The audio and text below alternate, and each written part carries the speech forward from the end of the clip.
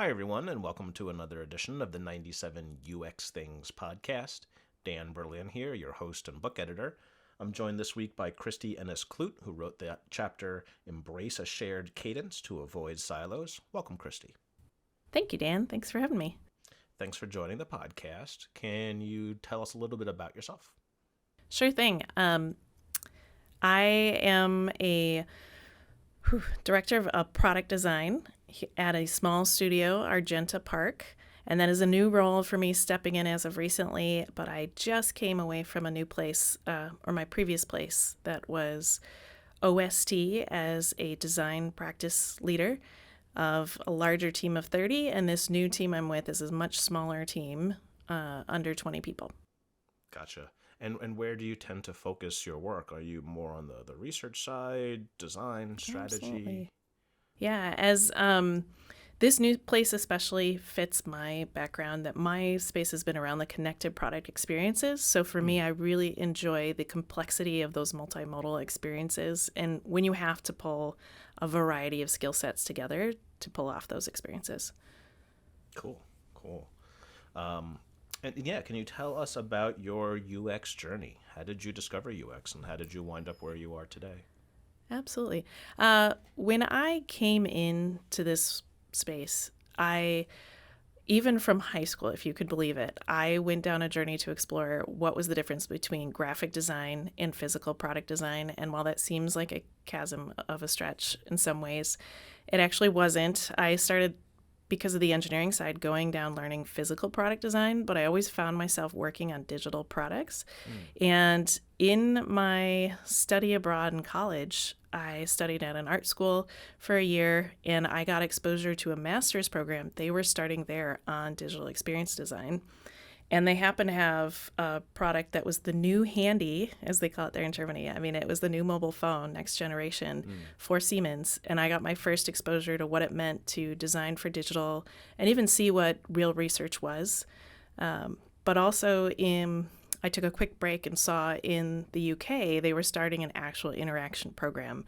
And so that was the beginning of a journey for me to see, like, there is a space here. There is this in between. So like many, it's not a straight path, but you pick up where your strengths are and move into it. So I've just always been on the place and space of consulting.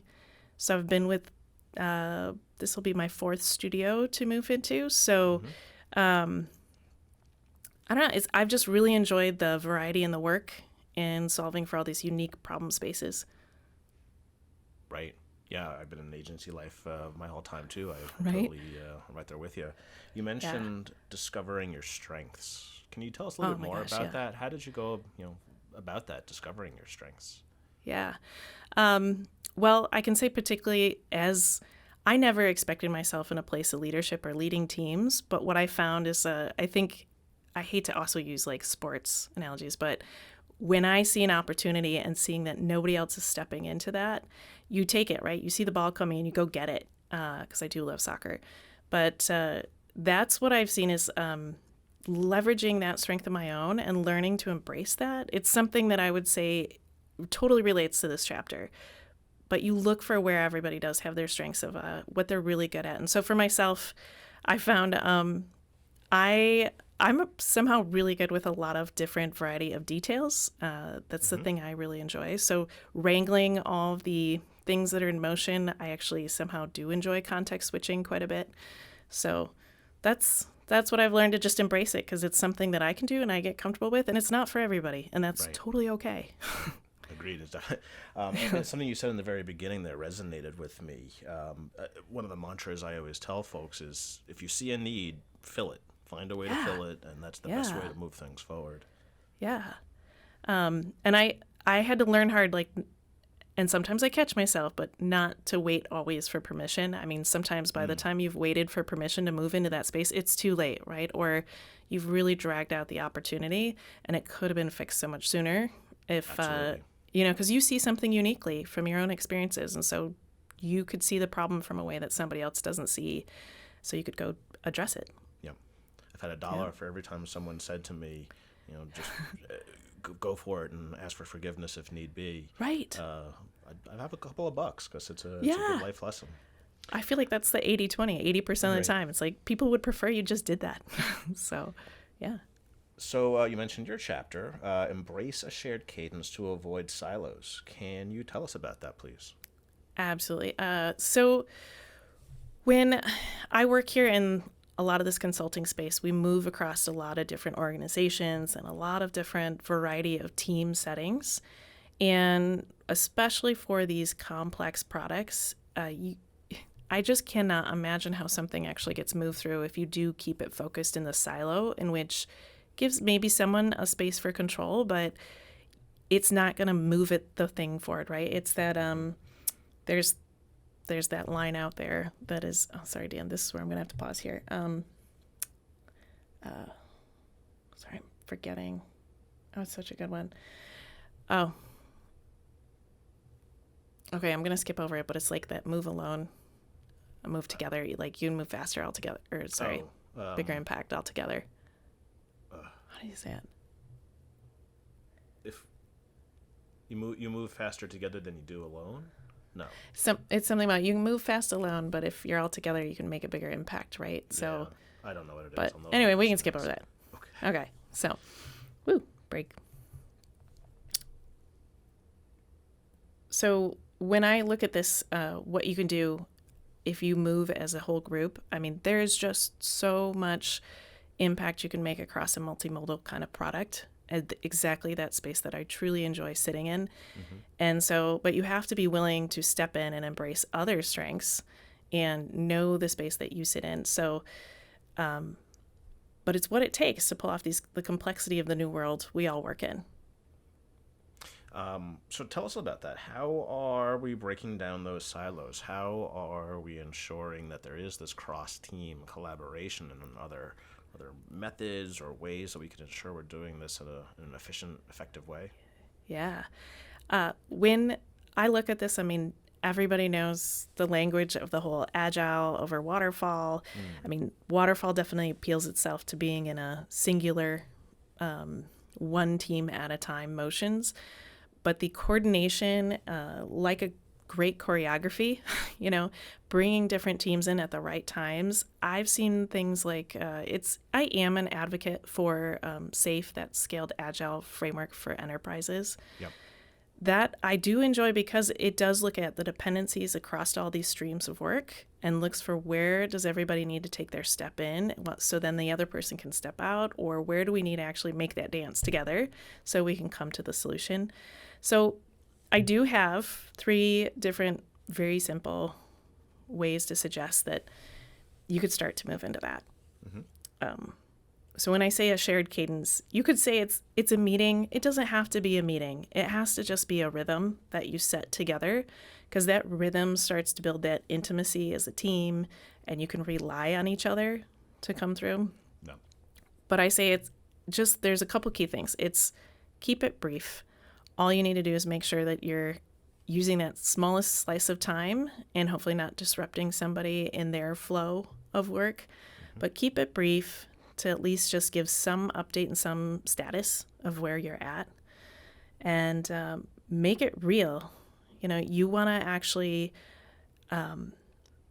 see the work come to life, like have something demonstrable that you can show is progress towards something. So with every cadence, I mean, it could be even just a snippet or some kind of like proof of value, because it's what really connects and builds belief while you're building these products. Mm-hmm. But then I also suggest get some time to truly reflect on where this fits in the bigger goal, because I think when everybody has some orientation to the larger outcome we're all driving towards, it helps them see where does my work fit in? How does this all come together? And then you can help as a shared goal together, know how all of these pieces come together. It gives kind of an understanding that you all can own as that narrative together of what's really happening. So when somebody asks a question, you don't have to go I don't know what that person's doing. They're doing their thing. But no, you know what they're doing. You know why this is all coming together as it is. It sounds like you're suggesting in essentially these meetings, ensuring that you're covering both the tactical and strategic for everyone. Correct. Yeah. Yeah.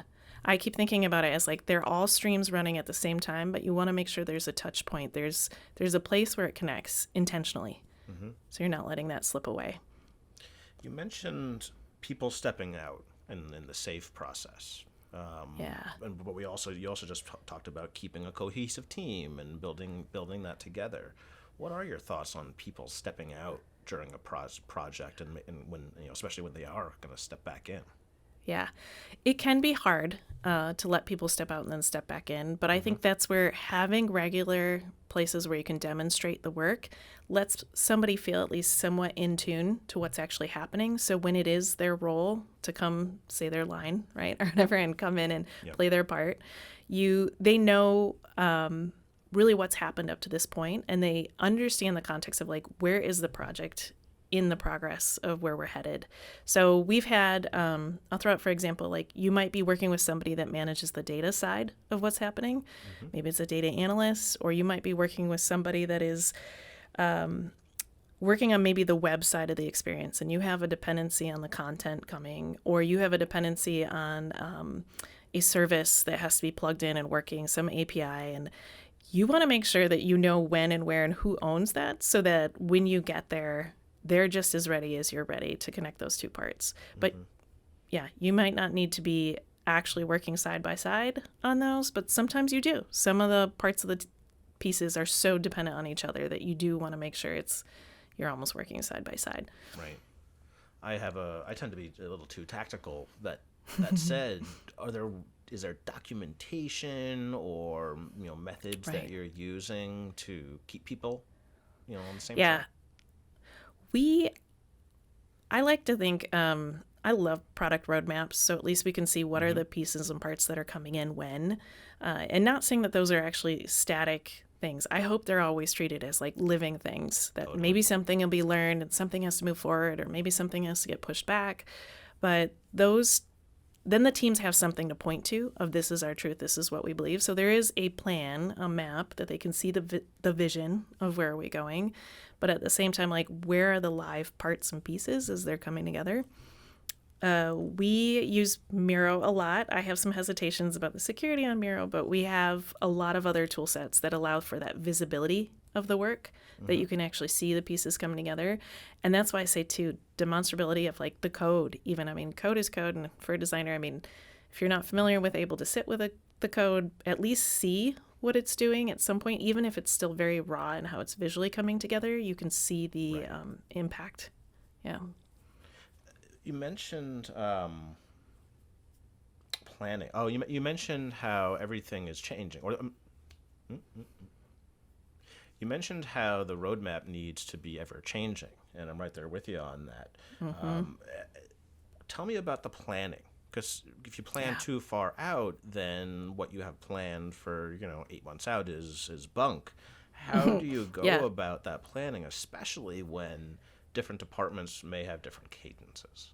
Yeah, I think about that of especially too when different departments might have other teams dependent on them too, and they have to prioritize their work into the whole flow.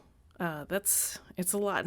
It's a lot of coordinated pieces. Right. So when you think about the effort that you're going to have to serve for one team or another, it's that cone of certainty, right? I do think there is what is in the near term, we can say with more confidence, but as it gets out more like 8 weeks, 12 weeks out, that's when you almost have to have a planned reset. So they call that PI planning, like product increment planning. And so there is a time for most teams, it is about 8 to 12 weeks is where they do take another point in time to take almost a day or two to stop and reflect and reset that vision of what's happening in the next 3 months, and then rejigger kind of the farther uncertainty that's out there. Because I think as teams are putting together their like budgets and their yearly plans, like they need to know how much effort is out in front of them, that they need to be standing up and having some readiness to run at whatever velocity is being asked of them. Yeah. So, yeah. But I have one other tip of like, as we're all going through this, looking at what does it mean as a team, we try to look for a theme that everybody can get behind, that they understand why all these pieces. It's not that you're just throwing a bunch of features in because it's a wish list of feature requests, but it's something that a whole team can get behind, that there's there's something that this solves for a user or somebody's need, that they understand the outcome that they're driving towards. So it's not as prescriptive and they can do their creativity in the work, but it is helping get to a higher outcome together. Mm-hmm. I love that, documenting the why behind the features. Yeah. You don't see that very often, honestly. You Yeah. just see a list of features and here we go. And Yeah. why But do that one? motivation a team can have together, that they all know what they're doing and the outcome that they're driving. I mean, it takes a real maturity for a team to come to this, but I also think about that. There's a thing out there called like an equation of trust, and talks about credibility, reliability, intimacy, and self-orientation. And I think this like Cadence builds that intimacy piece, that you have a regular touch point and like you almost know how somebody's feeling or how they're doing, to know if like you can still rely on them or give them that space they need, because maybe something else is going on, but this like maybe at least once a week or every other week, that you'll know where they're at, to know if they can really, you can trust them and rely for them to step in, or yeah, it'll all come together that way. You mentioned team maturity. Let's focus there for a moment. Let's say we want to build that from scratch, and sure, the shared cadence in terms of the meeting and sharing information seems like a wonderful first step and a continued step, but what else should we be considering there? Yeah, I think about experience levels across the team, right? You've got to have somebody have like who's going to own what pieces. Yep. And if that's a maturity, the team knows how to rely on each other. And I think about expectations, even for everybody at every point of the process, somebody knowing what's expected of them, so they know the role they're playing. Then I think people can come in with more confidence to like, this is my part to play. And that's when I think about maturity of a team, who is helping set that guidance and who's putting that together.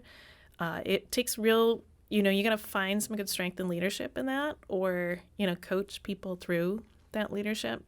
And I mean, starting somewhere is better than nowhere, So, I mean, I've worked with so many different groups that this is where I'm going like, there is no one way to do it, but there's a lot of tools out there that can help different teams, that like, if you are a budding team, just having a Kanban board, you can start there. You don't have to go all the way to a highly elevated, like safe planning across multiple teams. I mean, just having something to make the work visible and understand what you're doing. Yeah. You don't have to be prescriptive to any one tool set or method. That said, you did mention a Kanban board. Yes. There may be folks who are unfamiliar with that. Can you fill us in? Yeah. So the simplest way of a Kanban board, I think of, it's a to-do, doing, and done. And you list each one of the steps or pieces and break down the work to small enough nuggets that you can get it done in the timelines that you're working in. So we say, like, if you can we've talked about this where, I mean, you might put down a goal that you want to solve. I want to solve for hunger. I'm like, oh my God, that's like audacious. Like, that's not a thing. But you want to be able to provide somebody a menu so they can plan. Like, that's getting closer. That's getting much closer down to like something that's a version of a menu, and you can see that the person can plan from it. That's almost getting to a tool set. Or you want them to be able to understand choices of the day, to know that they're fitting their diet or something. I mean, that gets into something nitty gritty that people can work with. Gotcha. So we highly encourage breaking down work, but there's sometimes that you do need those big audacious things so you can get that orientation. And I encourage teams too, like, put that in the backlog, but call it out for what it is. We call it a spike, but it could be something that you need to actually block time to make sure we conceptually all have the same mindset around what is this big furry thing. Yep. I'll throw for you too. I actually did during the pandemic ask my kids to break down their own work, and we put them on little sticky notes so they could move their work through and actually feel like they were getting things done. I mean, making it physical or making it a thing, it was less abstract, so people could actually see the work moving and feel accomplishments. Took a pause there. Yep. You're talking with your hands and hitting the microphone. Oh, sorry. I did. Yep. You know it, Dan. I think we can keep that, but... Okay. Yeah. Good call. Okay, so we're actually I'm just gonna get to like the what else question, and then we'll move on to the final thing. Yeah. Great, thanks for all that. Was there anything else about your chapter that you were hoping to convey to folks here today? Yeah. When I think about these shared cadences, I really like to break down the walls and barriers that are perceived, but maybe people don't talk about it. I mean, it helps a team know like you're together, even though you come from all these different backgrounds. And when I say like doing it together kind of makes it seemed owned together. So it doesn't create this blame culture Right. of they did this, they did that. No, we own it together and you can see it and feel it. And it really brings a team and a trust so that it gives each other more freedom to kind of create that safety together and push and ask questions. So I would encourage people of like when you really embrace others that are a part of delivering this with you, it gives you so much more room as a designer to have the harder conversations and push on each other to how to be creative in solving for it. So and I say this in that if we sat in our corners and waited for somebody to ask us about it, it would never happen. Right. So I push people hard to like make it a part of if you embrace this, you're going to have so much more opportunity to do the things that you want to do and encourage people to get there. Right. And how you approach it, it should be a part of everything that you do. The way that you talk about the project and the team, it's cliche to say there's no I in team, but even when you're writing an email, for example, it's not I, it's we. Yeah, it's our problem, right? Yeah. I mean, if you put it in their bucket to fill, I mean, nobody wants to work in that alone. I mean, we're all real people at the core of it, solving for real people problems. So, yeah, I encourage this. Like, it's about embracing other people and embracing through this cadence. It really does help break down those silos. Yep. Cool. Well, wonderful. Thank you for all of those wonderful, actionable tips to bring folks together. In the last part of this podcast, we like to get a. Oh my God. Yeah. I'm going to start over though. Yeah.